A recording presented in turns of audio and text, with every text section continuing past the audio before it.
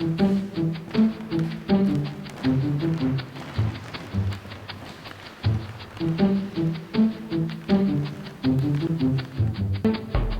good evening, Mr. White.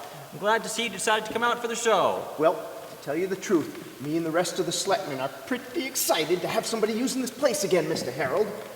Harold is my first name. It's Excuse me? Harold. Harold. Excuse me.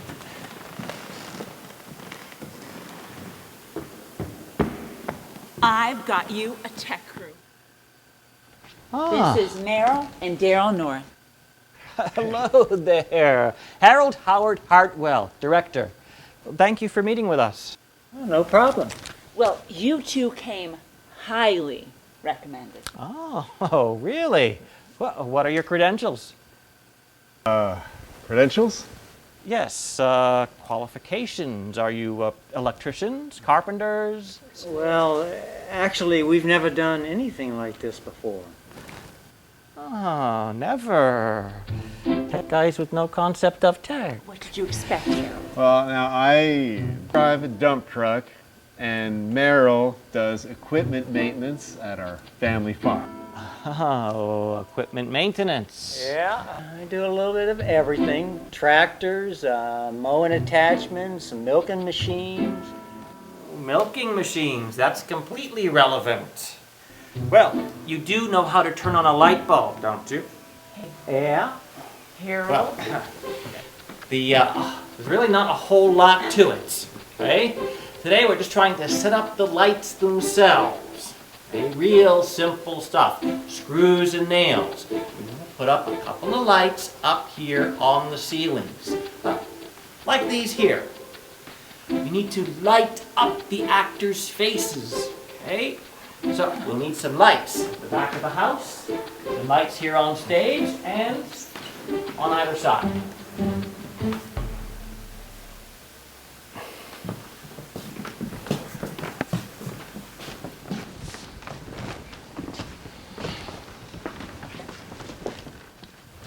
I think we should start with. Of course, but we're going to have to be careful to. No doubt. Let's see. If we take 4. No, 6 of these, Right. and set them up, Plus another 4 for. and 4 more. Yeah, we might as well use 3/4 or 1 inch, 1 inch. and we'll snake the wires through. And attach brackets. We could add another couple of breakers to that panel. Sounds Good. We'll get right on it. Thanks, I think. So, what? Are you ready? Yes. Here, get them started on that.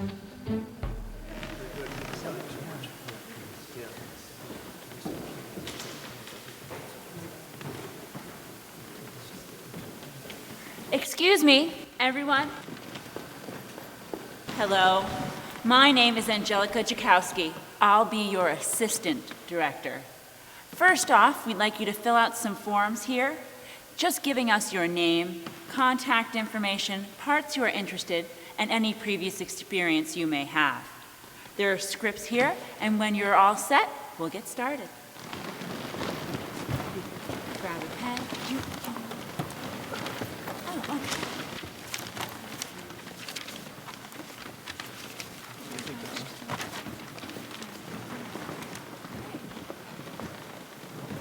Great. Does everybody have a form? Good. Oh, jeez. Hey, I'm Tim. Well, hello, Tim. Is there something I can help you with?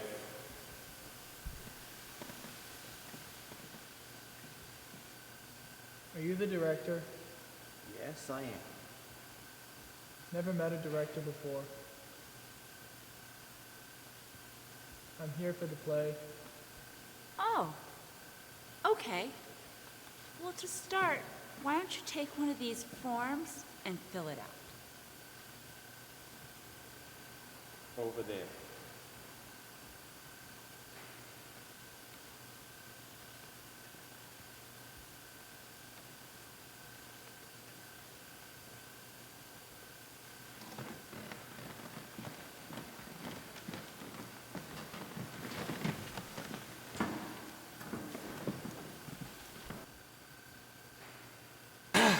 Well, looks like a pretty good turnout.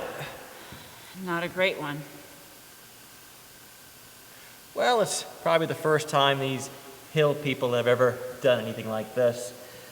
When word gets out, we'll... I hope so.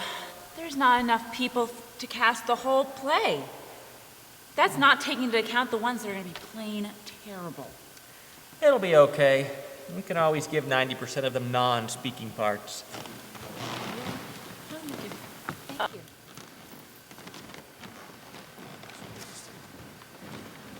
Oh, thank you. Thank you.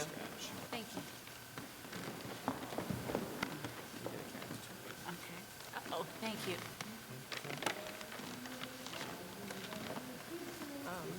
Something. Oh my God. Yes. Oh, he was so handsome. Oh dear. Yes. Okay. And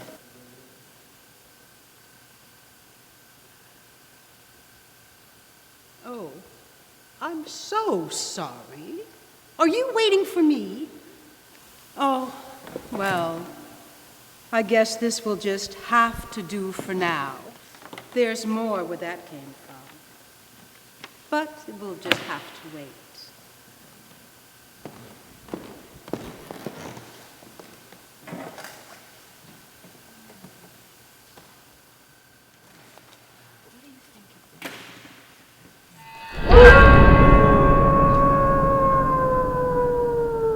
Finish my form.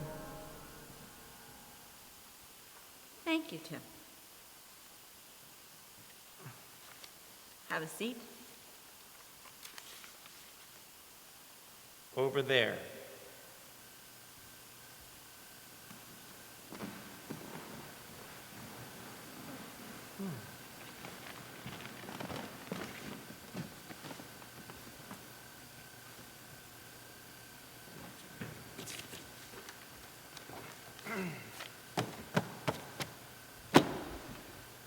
Well, thank you all for coming to the audition. No, now hold on now.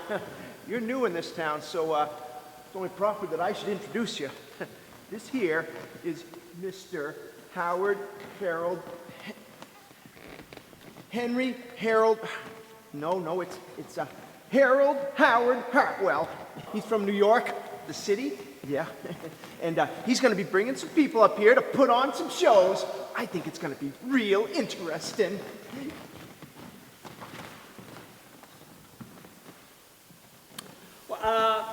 Thank you all for coming to the auditions tonight. And if this is your first attempt at theater, do not worry. I, Harold Howard Hartwell, and my esteemed colleague here, Angelica, will teach you how to be theatrical pros. It may interest all of you to know that I come from not one, but two famous lines of theatrical families. In fact, I was practically born in the theater. My family is an institution on the Broadway stage, and I'm Crystal Joe Twist. Nice to meet you. And this is my lovely and talented daughter, Audrey. She's named after Audrey Hepburn, the actress. I've seen all her movies, all of them. And my Audrey here is simply amazing. Amazing. Mom. You are, and that's all there is to it. If you don't mind, I was wondering if we, and by that I mean she, could do her audition first. We have another competition down in Pittsburgh, you know, Massachusetts, and we need to get right on the road if we're going to make it in time. Sure, I don't see why that should be Great. a problem.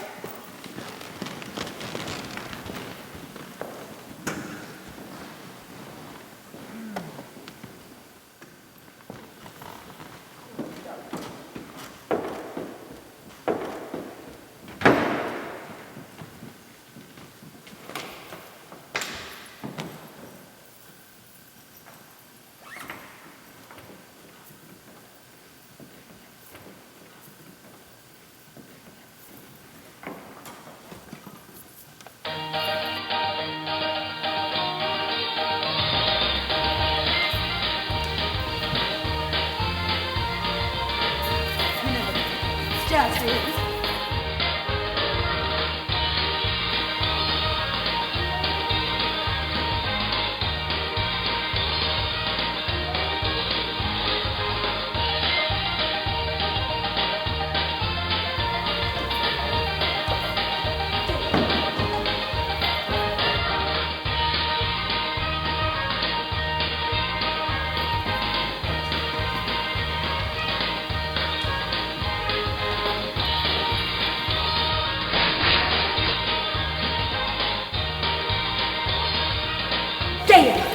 Baby, you stay right here. I forgot the xylophone in the car. Please! Whoa, Miss Twist, Mrs. Twist, please. Oh, call me Crystal Joe, please. Crystal Joe, this is not that type of an audition. No. See, we're going to have you read the script here for the roles. Just reading. There isn't a xylophone in Dickens' original that I'm aware of. Not that I can see. Right. No. Well, I suppose that would be fine, too. But we hope you'll stay and read for us, Audrey. And you too, Crystal Joe. What? Me? Really? Oh, well, I don't know. Audrey here's the real performer. But if you insist, I'll be happy with any part, really. Great. Well, let's get started then. Let's see. It looks like we've got a couple here. Maggie and Ansel? Yes, we're a couple. Yes, for the moment. Okay, well, why don't we begin with the two of you? Let's see. It says that this will be the first bit of acting for both of you. Yes, first bit. Yes. Okay, let's see. Why don't we start at the top of page 27? Ansel, if you could try out for Bob Cratchit. And Maggie, why don't you read for Mrs. Cratchit? All right, Mrs. Cratchit. Bob Cratchit. Right. Did you put him up to this? I thought you said you never saw him before tonight. I haven't. Just read, Ansel. You think it's just a coincidence that he wants me to read for the poorest, weakest man in the entire show? Oh, well, I think I see what's going on here. Ansel, just read. Save your delusions with Dr. Stevens on Thursday.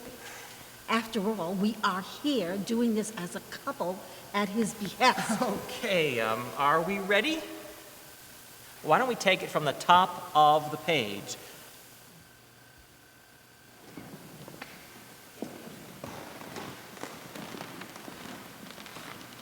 Just relax. Relax.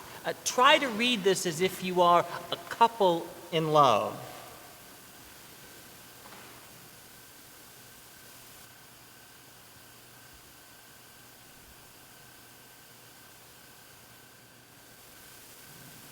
Whenever you're ready.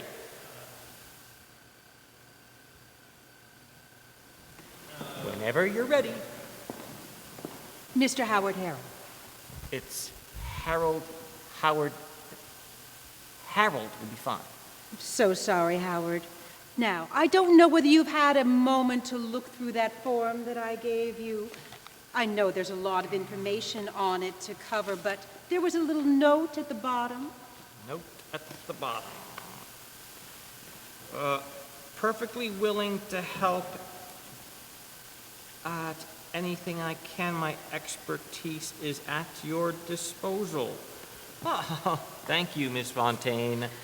Fairgate. That's Fairgate Fontaine.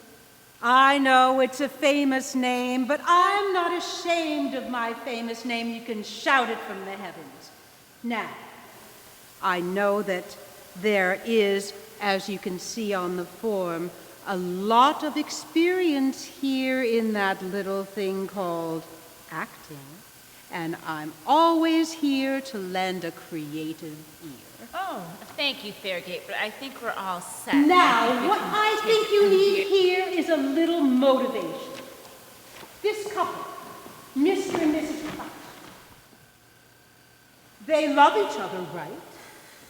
But why? We were just gonna start with the basics, just the basics, Miss.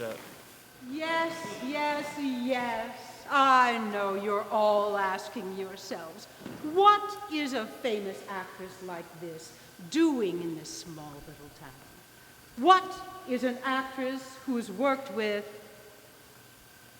Elvis Presley doing auditioning for some little production in the back hills of New Hampshire? You knew Elvis? Wow. Now that's how you make an entrance. Elvis was a little terrible flirt. I met him for the first time when I was understudying for Marianne Mobley in that box office smash, Harem Scarum. He was terrified, just terrified from this scene where he had to sing and dance, carrying a tray with wine glasses in one hand and Marianne in the other. Okay, that's fascinating, but I think we need So to... I said to him, first off, I said, suck in that gut, Elvis. And the second thing I said was, be the tray, be the wine glasses, be Marianne. And do you know, he didn't spill a single drop. While that does sound like fun... Now, you know, not many people know it, but I'm the one that introduced Marianne to Harry Collins.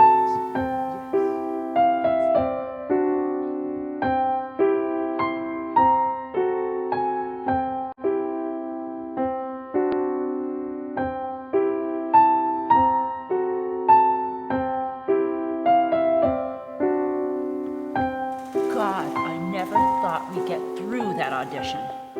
That Fontaine woman kept going and going and going. I swear, 3/4 of what she claims to be privy to never happened. I don't know. It was the 60s and 70s. Free love, sex, drugs, and rock and roll, right? What? You think Paul Lynde was in love with her? Why not? Do you even know who he was? No. My parents thought movies were gauche and they didn't believe in television. What? They didn't believe TV existed? No. They were theater people. They did not think there was anything of value on TV. You mean you never wasted a weekend getting drunk and watching the Facts of Life marathon? Nothing but pity for you. So, why wouldn't this Paul Lynde guy have fallen in love with her? Let's just say he was very theatrical. Minus the theater. You know? Oh, theatrical. Yep. All ascots and fondue. So, you ready to cast this thing? I guess I have to be. There was some talent here tonight. Oh, yeah, between Baby Jane and Mama Rose. Oh, come on. You proved to Omaha that poetry in a room full of work boots, plaid shirts, and girls named Terry can conspire to make an evening of enchantment. Fine. Give me 6 lesbians, 3 words that rhyme with degenerous, and I'll give you something.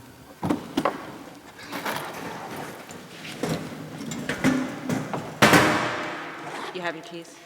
Yep.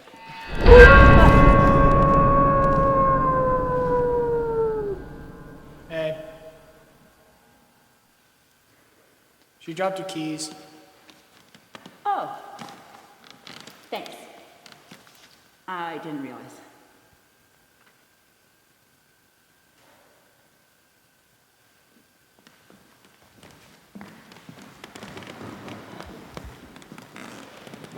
My, what a charming local. Welcome to New Hampshire, where all the women have trucks All the men have guns, and all the children are their own cousins.